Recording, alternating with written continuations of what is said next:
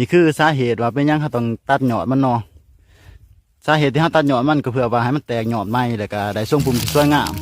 นี่แม่นต้นที่เขาตัดสุดก่อนเนาะตอนนี้ยอดมันโปร่งใหญ่งามเลยเนาะทุกคนเนาะมันก็สิบ่สูงบ่เหี่ยวแล้วก็สิเป็นทรงภูมิงามเนาะแบบมันใหญ่เนาะทุกคนถ้าว่าเฮาบ่ตัดหรือว่าจงไว้ให้มันสูงตามธรรมชาติหั่น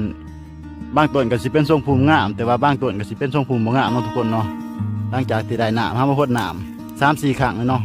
ยามแล้งนี่เฮามาพดน้ำ3-4 ครั้งโดนๆเฮาพดเทื่อนึงเนาะแต่ว่าบ่ได้พดตลอด